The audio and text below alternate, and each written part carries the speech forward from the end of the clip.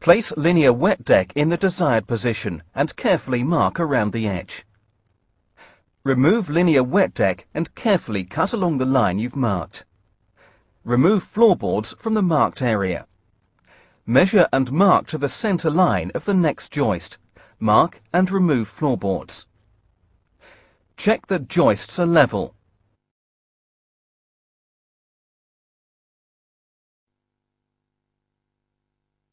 Install battens 18 mm from the top of the exposed joists.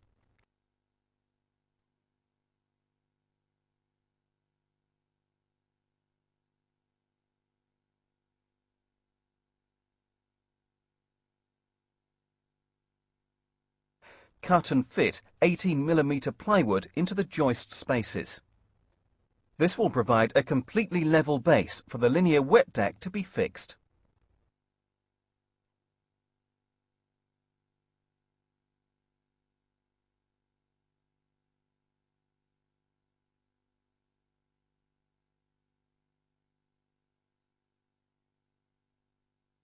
Place the linear wet deck into the cutout and position the drainage trough. Check for the best position to place waste and trap. It is essential to check the flow rate of the shower being used to ensure the required waste and traps are fitted. Additional traps can be fitted at this point.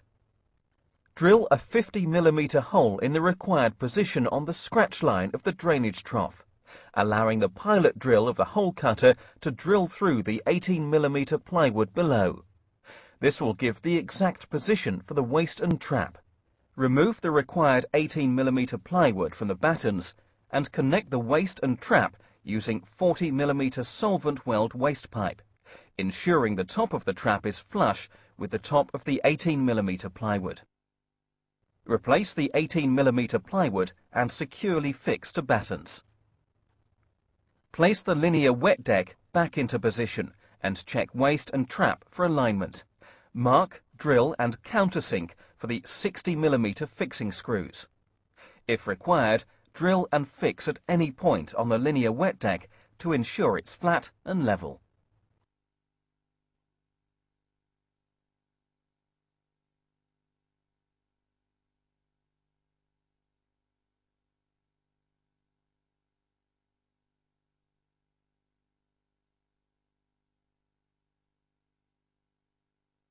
Place drainage trough into the linear wet deck and mark through pre-drilled holes. Remove the drainage trough and drill 12 3.5 mm holes as marked.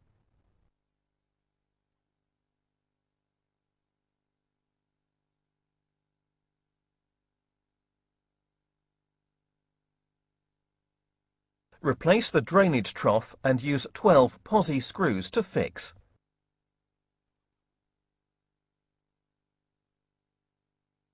Seal and screw the waste top through the 50 mm hole in the drainage trough and tighten using the key provided.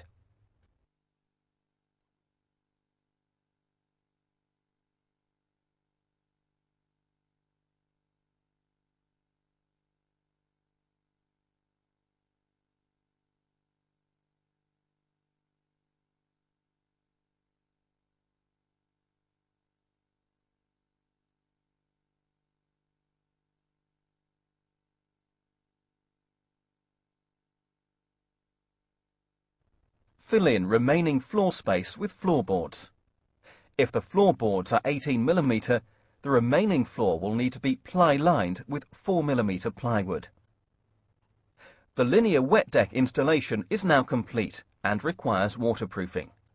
It is essential to prime all surfaces prior to the application of the tile-safe membrane. Apply the primer evenly by brush or roller, working into the substrate. Do not over-apply primer. It should not pool or run.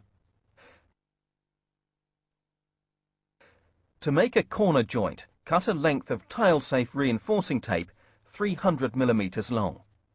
Crease in half along the length of the tape. Release paper outermost. Cut through the tile-safe reinforcing tape at midpoint position along the solid line. With the sharp blade, lightly cut the release paper along the dotted line, taking care not to cut through the tape itself. Fold the tape in quarters and begin to detail as shown. Press the folded tape to one of the walls tight into the corner and press home, gradually removing the release paper. Follow the same procedure for the opposite wall, from one of the folded up sections, and press down onto the horizontal. Before pressing the last piece down, peel back the release film from the previously applied horizontal section so that an overlap bond is achieved.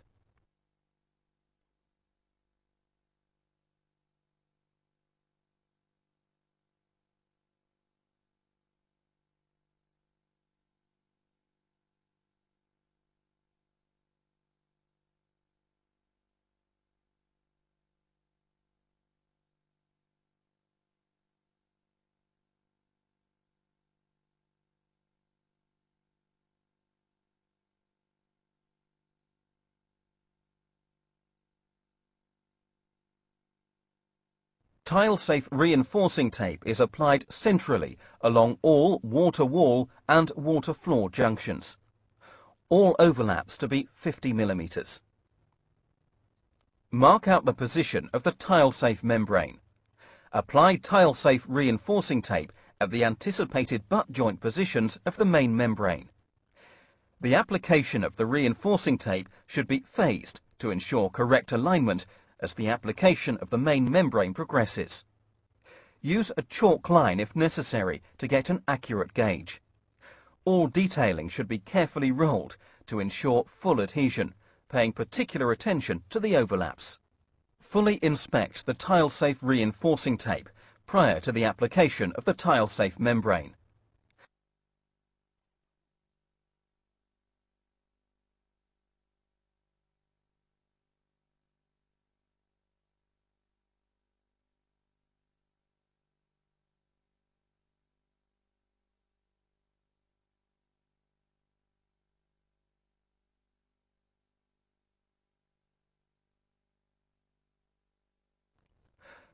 Tile-safe membrane should be butt-jointed rather than overlapped. All butt joints in the membrane should be positioned over the previously applied reinforcing tape, ensuring a gap of 2 to 3 mm is maintained, which should be subsequently filled by the tile-safe jointing compound.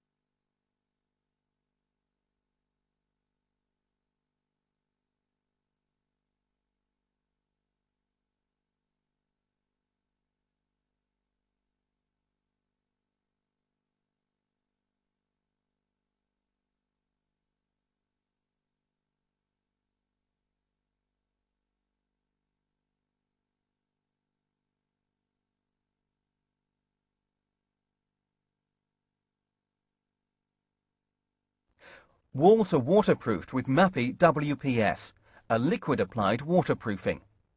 Apply 3 coats with a roller and allow to cure for about 1 hour between each coat.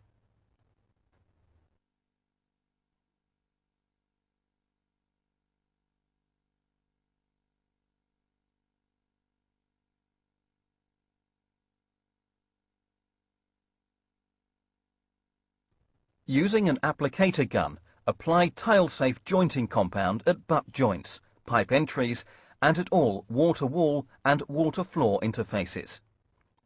The compound should be gunned into the previously formed 2 to 3 mm channels, which should be fully filled. Tooling can be carried out with a profiling tool within approximately 10 minutes of application.